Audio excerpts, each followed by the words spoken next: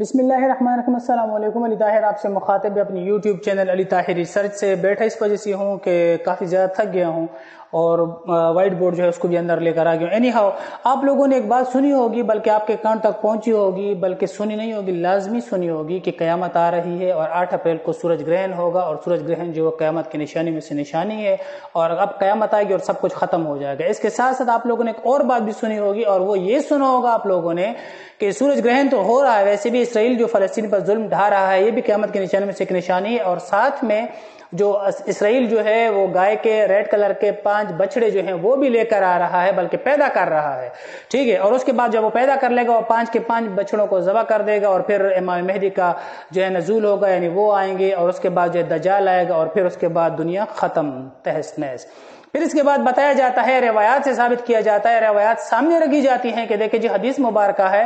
سب سے پہلے تو ایک بات ہمیشہ ذہن میں رکھیں کہ نبی علیہ السلام نے اس شخص کو بددعا دی جو ان تک، ان کی ذات تک، نبی علیہ السلام کی ذات تک جو ہے ایک بات کو منسلک کرے بغیر کسی ریسرچ کے، بغیر کسی تحقیق کے۔ تو یہ بات آپ ذہن میں رکھیں۔ اب آتے ہیں یہ جو روایت ہے اس پر آتے ہیں۔ دیکھیں حدیث 3 قسم کی ہوتی ہے، ایک ہوتی ہے صحیح حدیث، ایک ہوتی ہے ضعیف حدیث، ایک ہوتی ہے موضوع حدیث سوری۔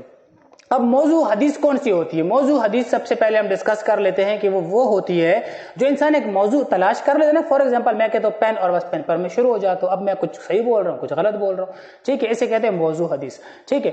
اب یہ جو ہے نا کسی نے کوئی ٹاپک دیکھ لیا اور اس پر خود سے شروع ہوگا، جو ذہن میں آ رہا ہے وہ بولے جا رہا ہے، بکواس کرے جا رہا ہے، ٹھیک ہے۔ اور ہم نالائق قوم، ہم بے غیرت قوم جو ہے، ہم اپنی ریسرچ، اپنی تحقیقات کرتے نہیں ہیں کہ ہمیں اس چیز کا پتہ ہو۔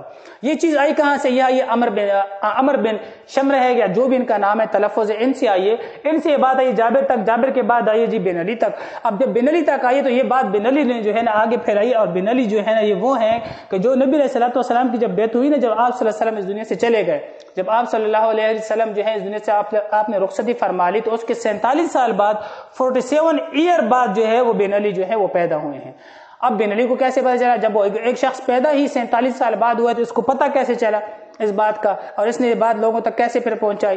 دیکھیں حدیث وہ ہوتی ہے جب نبی علیہ السلام کی منہ سے کسی نے سنی ہو، اور اس کے بعد آگے تک پہنچائی، پھر آگے تک پہنچائی، پھر آگے تک پہنچائی۔ اب آپ کہیں گے جی عمر بن شمر، تو یہ جو انسان ہے آپ اس کے بارے میں سرچ کر سکتے ہیں، یہ 1 نمبر کا جھوٹا انسان تھا، یہ 1 نمبر کا جھوٹا انسان تھا، 1 نمبر کا مکار اور دجالی ٹائپ انسان تھا۔ اس نے ساری کی ساری بکواسات جو شیئر کی ہیں لوگوں کے ساتھ، یہ سارا گند اسی نے گولے، یہ خود سے موضوع چیزیں بیان کرتا تھا، ایک موضوع رکھ لیتا اور خود سے جو ہے وہ چیزیں جو ہے نبی علیہ السلام کے ساتھ اٹیچ کر لیتا تھا، اور یہ چیز اسی سے آئیے، یہاں سے آ کر آگے آئیے، اور اس کے بعد ہم نے بھی کوئی ریسرچ کرنے کی کوشش نہیں کی۔ اب آتے ہیں جی اصل چیز پر۔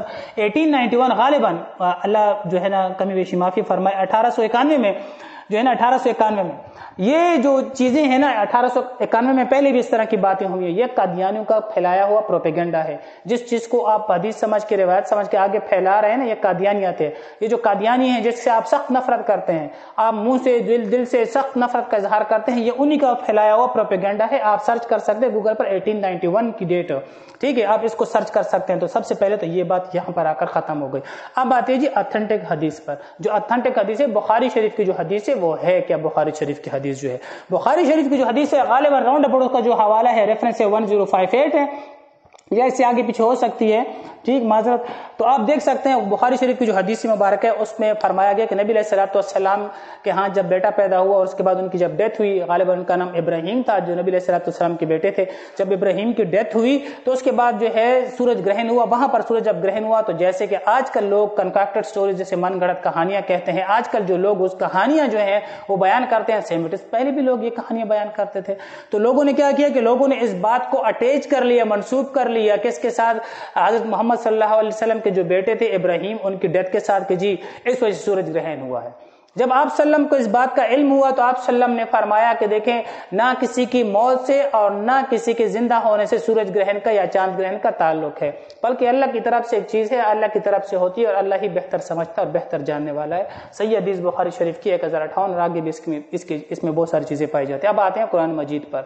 قرآن مجید میں سورہ قیامہ ہے جس کا لوگ حوالہ دیتے ہیں کہ کہتے ہیں کہ قیامت جو ہے تب آئے گی کہ قیامت میں، سورہ قیامہ میں اللہ نے فرمایا بھی ہوا ہے کہ جب زمین اور آسمان ایک ہو جائیں گے، जब सूरज और चांद एक हो जाएंगे, तो भाई जब सूरज और चांद एक हो जाएंगे या चांद ग्रहण होगा या सूरज ग्रहण होगा, अगर अल्लाह ने ये फरमाया हो कुरान मजीद में तो आप इसकी तहकीकात कर लें।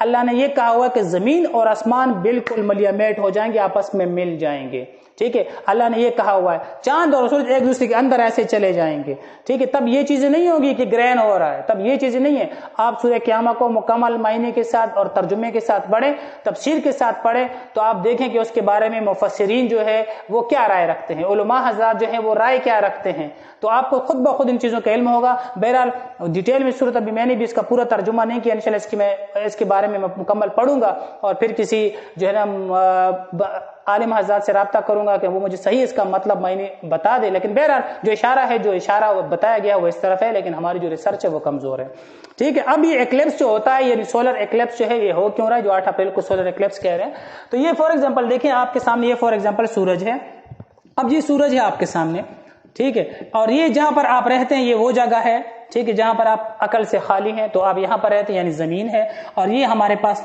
मिसाल के तौर पर आप समझें, इमेजिन करें कि हमारे पास मून है। अब जो ये मून है ना, मून क्या करता है, मून गिर्द घूमता है, किसके गिर्द, मून घूमता है जमीन के गिर्द, ठीक है। अब जब मून घूमता है तो मून यहां पर आ जाता है। जब मून यहां पर आ जाता है, ओबियसली जो सनलाइट है तो वो जब जमीन पर पड़ती है तो उस वजह से रोशनी होती है ना, सूरज की जो रोशनी है, अल्लाह ने लाइट जो लगा रखी है हमारे लिए, बड़ी सी हेडलाइट जो लगी हुई है, उसी वजह से हमारे लिए रोशनी होती है ना। जब ये हेडलाइट हमसे चली जाती है, अंधेरा छा जाता है, जिसे हम रात कहते हैं, ठीक है जी।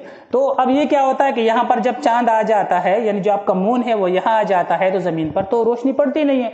जब जमीन पर रोशनी पड़ती नहीं, तो दिन के 11 बजे ही क्यों ना हो, 12 बजे ही क्यों ना हो, बिल्कुल रोशनी वाला डे ही क्यों ना हो, ब्राइट डे ही क्यों ना हो, वहां पर अंधेरा बन जाएगा, ठीक है। तो इसे कहते हैं सोलर एक्लिप्स, ठीक है जी। अब हमारी जो जमीन है ये किसके गिर्द घूमती है, हमारी जमीन घूमती है जी सूरज के गिर्द, हमारी जमीन घूमती है सूरज के गिर्द। जब हमारी जमीन सूरज के गिर्द घूमती है तो लाजिम बात है, अब यहां से आप चांद को हटा लें, जब हमारी जमीन यहां पर आ जाती है, ठीक है, तो वहां पर चांद तक रोशनी नहीं पहुंचती। जब चांद तक रोशनी नहीं पहुंचती तो चांद पर असर पड़ जाता है, चांद चाहे 14वीं का क्यों ना हो, उसके बाद वो लूनर एक्लिप्स में आ जाता है, यानी चांद ग्रहण में आ जाता है। ये हमारे पास इसकी ऑथेंटिक हकायक है, ये हमारे पास सोर्स है, लिहाजा आप काइंडली जो मनगढ़ंत बातें हैं चीजों को ना फैलाएं। कुछ यूट्यूबर हजरात हैं वो सिर्फ लाइक और सब्सक्रिप्शन के लिए वो झूठ पे झूठ बोल रहे हैं और आप उनकी बातों को आगे जाकर फैला रहे हैं। काइंडली किसी भी बात की तहकीक कर लिया करें, तहकीक करने के बाद उस बात को आगे फैलाया करें। सबसे बड़े दज्जाल तो तुम लोगों के झूठी बात को आगे लेकर जाते हो, सर्च आप लोग करते नहीं, आप लोगों को किसी चीज का इल्म नहीं है, ठीक है। तो आप पहले इस चीज की तहकीकात किया करें, तहकीकात करने के बाद इस बात को आगे लेकर जाया करें। जज़ाकल्लाह।